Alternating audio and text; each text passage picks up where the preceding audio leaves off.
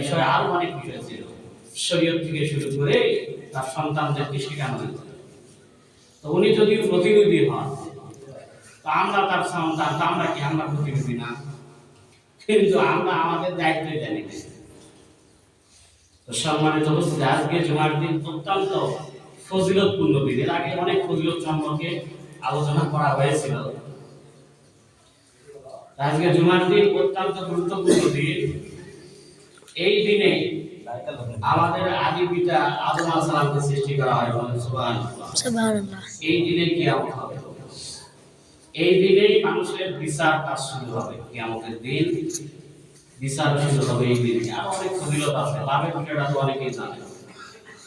তো আমি আপনাদের সম্মুখে সূরা হামিম সেজদার একটি আয়াত তেলাওয়াত করেছি, যার অর্থ হচ্ছে যে তারা যখন কোরআন শ্রবণ করে, মানে আল্লাহ রাসূল সাল্লাল্লাহু কে উদ্দেশ্য করে কাফের মুশরিকরা বলতেছে যে মুহাম্মদ যখন কোরআন তেলাওয়াত করো, তোমরা সেটা শ্রবণ করো, মানে শোনো না। কি করো?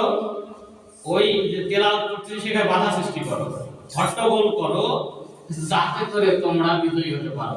বলে নাউজুবিল্লাহ। এটা হচ্ছে আয়াতের অর্থ। এটা ছিল মুশরিকদের কাজ। আপনি হাদিস তেলাওয়াত করেছিলাম নাসাই থেকে। এখানে বলা হচ্ছে যে যে জাতির সাদৃশ্য গ্রহণ করবে, মানে যে যে জাতি অনুসরণ করবে, যার দেখানো রাস্তায় চলবে, সে তাদের অন্তর্ভুক্ত হবে। নাউজুবিল্লাহ।